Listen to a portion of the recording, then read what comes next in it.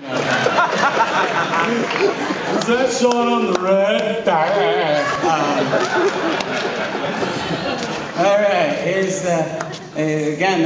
It was very, you know, if you like the movie, it's because of these two, because they're very amazing actors.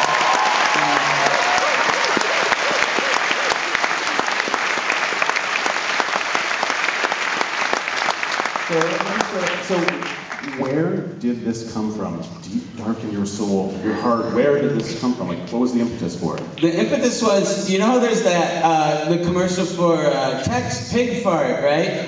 Well, that's a real commercial in the States where they have an elephant comes out and he farts into the TV screen. If you go on YouTube, you can watch it because people record it and they're laughing at how funny they find it. And it was like, the funniest ringtone ever! An elephant farts. And I looked over at the 09, my wife, and I was like, I like to give them numbers. And she's cool with it, trust me. So, it's a good year. It's a good year, very good year, the 09. She's really holding up.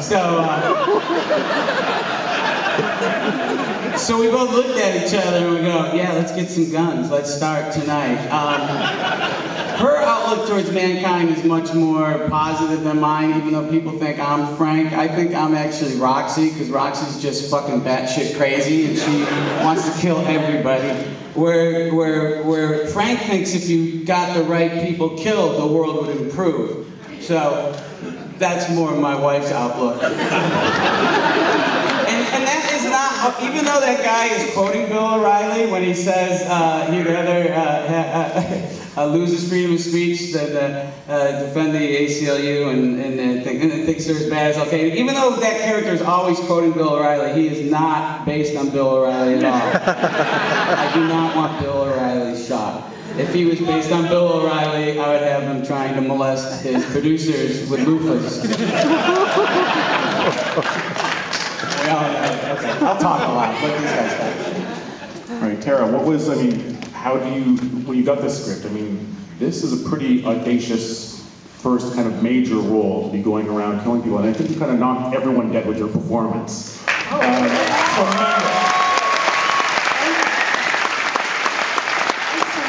So what did you think were you aware of Bobcat's films? Maybe you probably knew his comedy, but what did you think when you got the script and read the bloodshed and the skewing?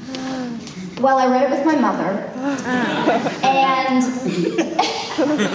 we both loved it. We really did. We didn't let my dad read it.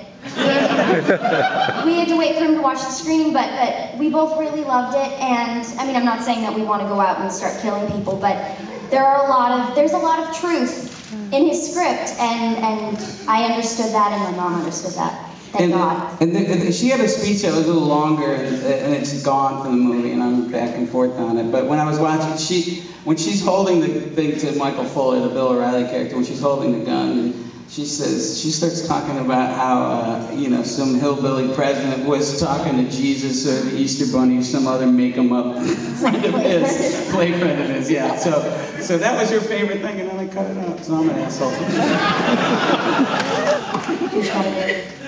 And Joel, what attracted you to this? I've known Bob since One Crazy Summer, and we were in Scrooge together, and I got to do a part in Shakes the Clown, and he sent me the script to Sleeping Dogs Lie, and my agent wouldn't pass it on to me. My agent read 2 pages of it and wouldn't. It's nothing you ever want to see, Joel. And when I saw World's Greatest Dad, I thought that was just fantastic. I was blown away, and I knew some people that were in it, and I was incredibly jealous that I wasn't part of it. And I still think Bob had some back surgery a while back, and I knew he was going to be laid up for a couple of weeks, so I brought him over the first 2 seasons of Mad Men.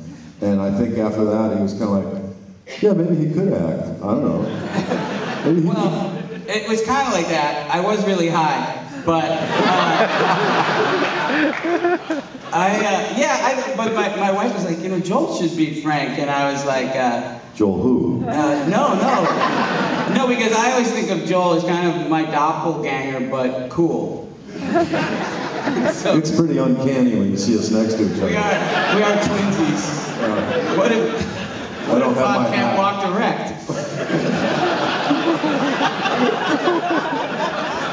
But yeah, so yeah, I mean, he's amazing in this role, and he's a great actor. Did you think I was offering you the lead at the time? No, he sent me the script, and I said, well, what's it going to be, like the milkman again, or what?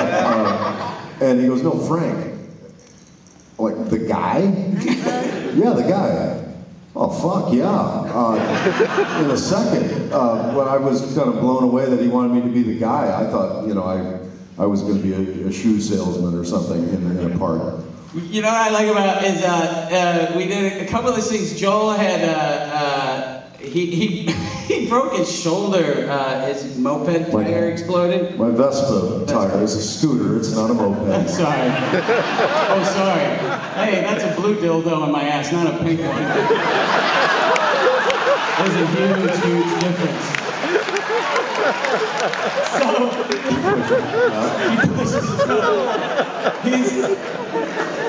you're really, during the gun scene, when he's buying the gun, he's really high, and when he's talking to the doctor, he's really high. You can't even move your arm during when he's looking at the AK-47. But I sent him. It was fun.